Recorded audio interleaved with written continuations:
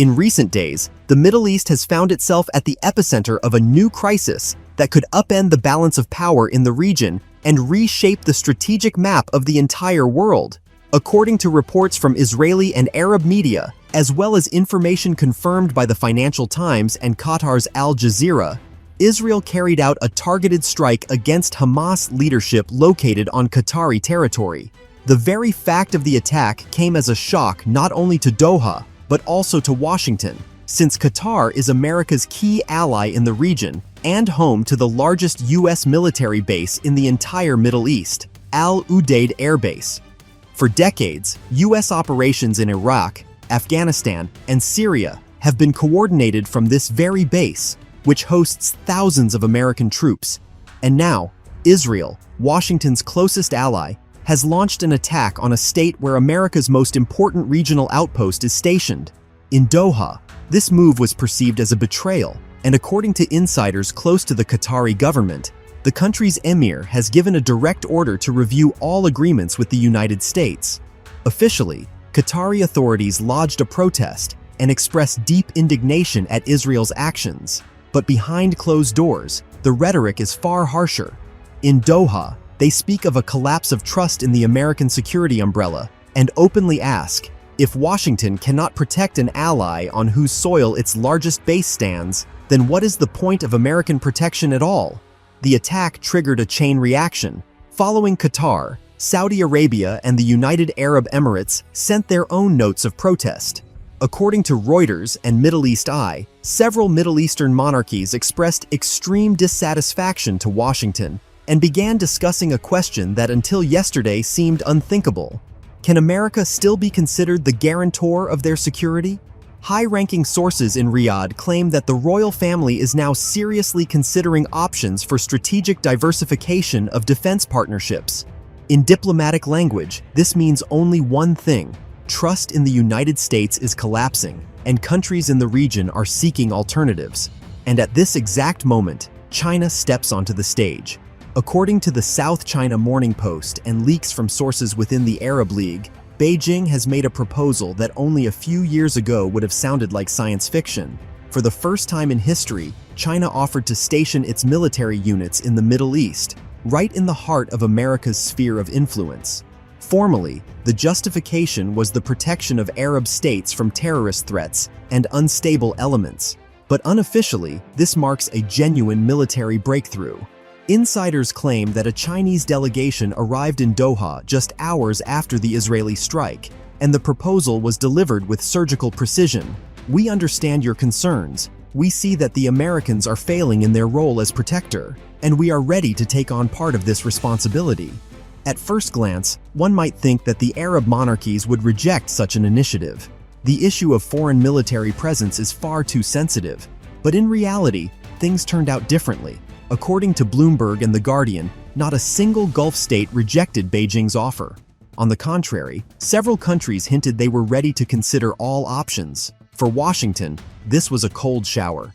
Just yesterday, it seemed that the U.S. military presence in the region had no alternative. And today, China has taken a step that could forever change the balance of power. Israel's strike on Qatar was not just an episode in a local conflict, but a catalyst for a new era. The paradox of the situation is that it was America's own ally, Israel, that undermined Washington's position and opened the door for Beijing. Experts at the Carnegie Middle East Center write that, for China, this is the perfect window of opportunity, a moment when the United States appears most vulnerable in the eyes of its partners. If Chinese troops do indeed arrive in the region, it will mark the symbolic end of America's monopoly in the Middle East. What Donald Trump will do in this situation remains an open question. A direct confrontation with China in the Middle East could spell disaster for the United States. According to the Washington Post, the White House has already convened an emergency National Security Council meeting where scenarios range from diplomatic pressure on Qatar to a possible increase in the U.S. military contingent in the region. But analysts doubt this will help. After all, if Arab states are seriously considering China as an alternative, then the very fact of America's presence no longer carries the weight of a security guarantee. Beijing is acting with maximum subtlety. Chinese media have already begun publishing articles stressing that China has always been a reliable partner of the Arab world, while in private talks, Chinese diplomats promise not to interfere in the internal affairs of the monarchies and not to dictate conditions. Unlike the United States, which for decades has tied military aid to political demands. This is the very soft power described in foreign affairs, a combination of economic influence, diplomacy, and a timely military offer. Thus, we are witnessing a turning point in the region's history.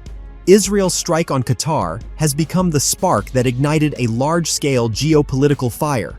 America is losing trust, China is consolidating its position, and Arab states are, for the first time in many decades, sensing they have a genuine alternative. The future of the Middle East is being rewritten, and in this new chapter, the role of the United States may not be the leading one at all. According to information leaked from diplomatic circles in Doha and published by Financial Times Middle East, China has not limited itself to a general offer of military presence. Insiders claim that Beijing proposed Qatar establish a joint security center that would formally operate as a coordination hub for counterterrorism, but in reality would serve as a platform for deploying Chinese military advisors, drones, and electronic intelligence systems. What is particularly notable is that the documents discussed behind closed doors include the possibility of a long-term infrastructure lease, a step toward creating the first Chinese base in the Persian Gulf region. The Arab monarchies are reacting cautiously but warily. Saudi Arabia, according to the Wall Street Journal, has begun internal consultations with members of the Gulf Cooperation Council, where discussions cover not only protests against the United States, but also the potential consequences of closer ties with China. In Riyadh, there is an awareness that any decision to cooperate militarily with Beijing would be seen in Washington as a betrayal.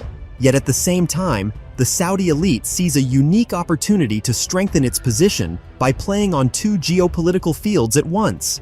Economic factors are fueling the situation further. As analysts from Bloomberg Economics point out, China is the largest buyer of Middle Eastern oil and gas. Qatar, meanwhile, is the world's biggest exporter of liquefied natural gas, a resource critical for China's economy. If energy contracts are coupled with military cooperation, Qatar's dependence on the United States will be decisively weakened. This is the core of the strategic trap. For decades, America relied on energy as a tool of control, but now Beijing is seizing that card. Analysts at Chatham House note that the symbolism of these developments is far more important than the specific steps themselves. If China formally establishes even a small military presence in the Middle East, it will represent a psychological turning point for the entire region. For Arab elites, it will serve as proof that they truly have a choice. For the United States, it will be a painful reminder that its era of unchallenged dominance is coming to an end. This is why many experts describe Israel's strike on Qatar not as a mere local operation, but as the beginning of a new great game. In this game, Washington risks finding itself in the position of a follower, while Beijing emerges as the one setting the rules.